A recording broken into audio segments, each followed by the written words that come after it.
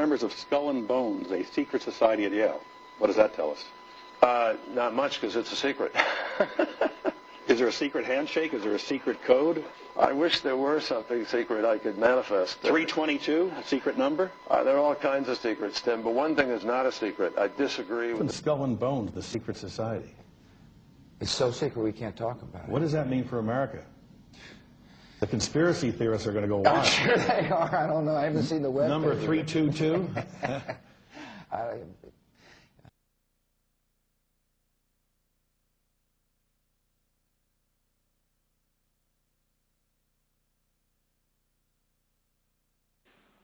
And after 1989, President Bush said, and it's a phrase that I often use myself, that we needed a new world order.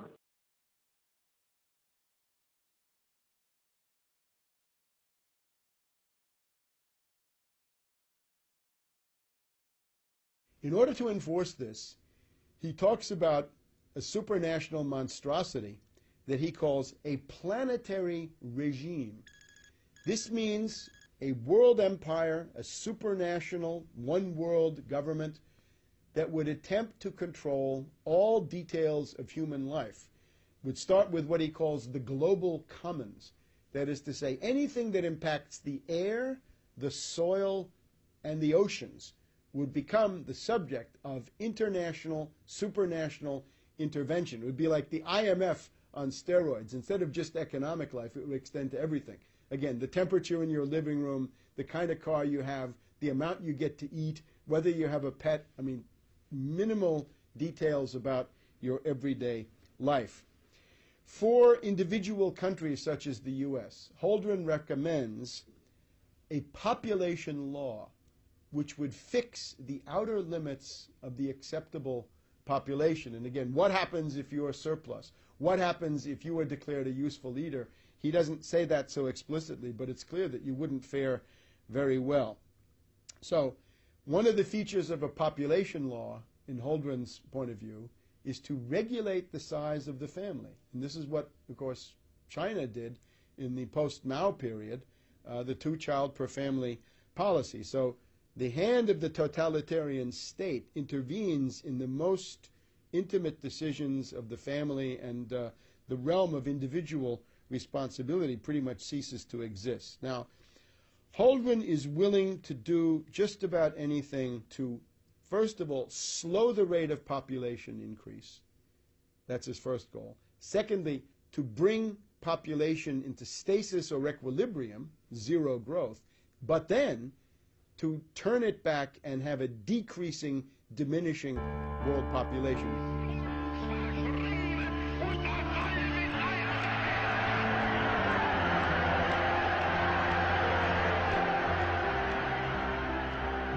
The hope that each of us has to build a new world order in which nations and peoples with different systems and different values can live together in peace. We have before us the opportunity to forge for ourselves and for future generations a new world order, a world where the rule of law, not the law of the jungle, governs the conduct of nations. Now we can see a new world coming into view, a world in which there is the very real prospect of a new world order.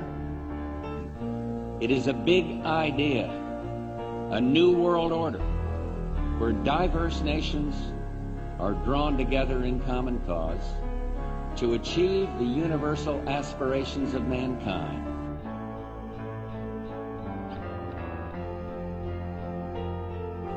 Out of these troubled times, our fifth objective, a new world order, can emerge.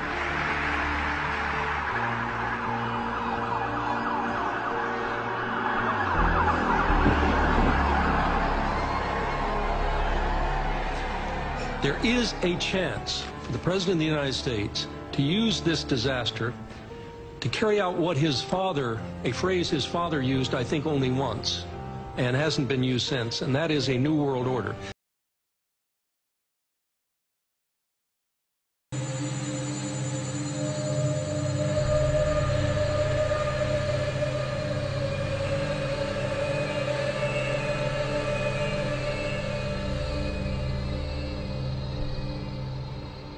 a strange substance found by a Southwest Arkansas man be part of a government test?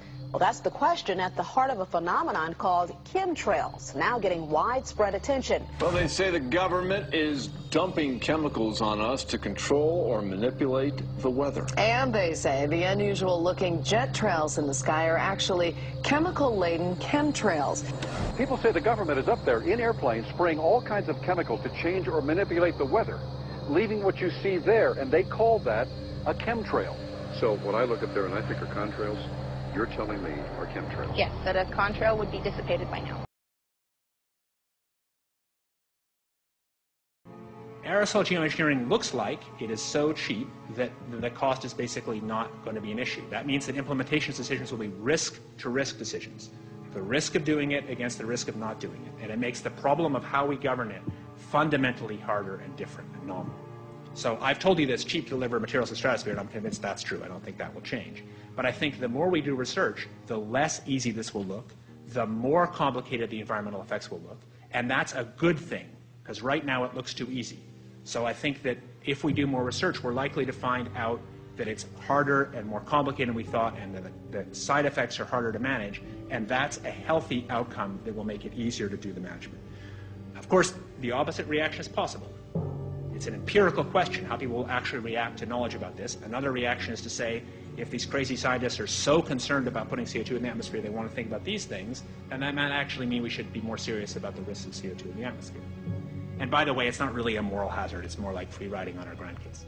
And by the way, it's not really a moral hazard, it's more like free riding on our grandkids. Numerous air quality studies, including from CARB, California Air Quality Resource Board, have named submicron-sized particulates as being particularly harmful for human respiration. Through all the discussions today, I have not heard any mention of this fallout, and has this been studied, and also the effects of a highly reactive metal like aluminum on toxifying soils and waters? The question is, what would be the effects of these materials on human health if they came down into the stratosphere, in particular small particles and aluminum? So the collaborators of mine working on the aerosol scheme are actually folks from Carnegie Mellon who focused on human health impacts. And while we haven't published it, that was the very first thing we did, was do the order of magnitude calculation in level pencil and paper, but with an expert on human health impacts about whether there could be an issue. And for aluminum or other particles, there are a lot of toxicological things that need to get looked at seriously. But if you're just thinking about the sheer number of particles and the human health impact of small particles, the answer is, well, we haven't published it. That was the first thing we looked at with some of the leading experts who do epidemiological research on human health impacts, and it's not even close to being an issue. Clarify, so 10 megatons of aluminum dumped into the atmosphere would have no human health impact. So let me be more careful here. To separate out the toxicological, so the alumina we've only begun to research and published nothing. Alumina we've only begun to research and published nothing.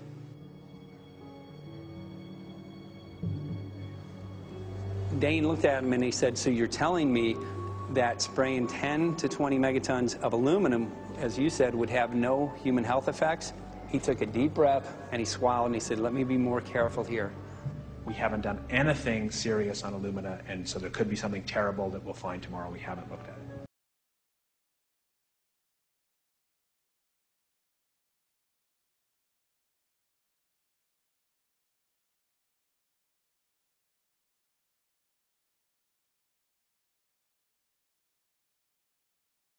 On this Thursday, we had a little cloud cover in the morning hours, a couple of showers as well, but nothing like what they're getting in the eastern half of the U.S. As you can see, we've got rain and snow stretching from the Great Lakes. We've got a bit of an unusual situation. Now, this first portion of the radar cycle, fairly bland and typical, but then you see these bands of very distinct cloud cover moving into the region. That is not rain, that is not snow. Believe it or not, military aircraft flying through the region dropping chaff. Small bits of aluminum, sometimes it's made of plastic, or even metallicized paper products, but it's used as an anti-radar issue, and obviously they're up there practicing. Now, they won't confirm that, but I was in the Marine Corps for many years, and I'll tell you right now, that's what it is. When we talk about the Illuminati, we're talking about a highly evolved network of, like tentacles of an octopus, that are operating worldwide in multiple levels and multiple layers. They are everywhere. They're better than a transnational. And what they are doing and planning is manipulating the DNA of humans inclusively, embedding codes inside the human DNA in order to wake up satanic super soldiers on planet Earth. We're talking about a Luciferian agenda? Yes, we are talking about a Luciferian agenda. To create the collective state, or communism, where you abolish religion, where you abolish spirituality, where you all become one world, is the same procedure that has been used time and time again and has not worked.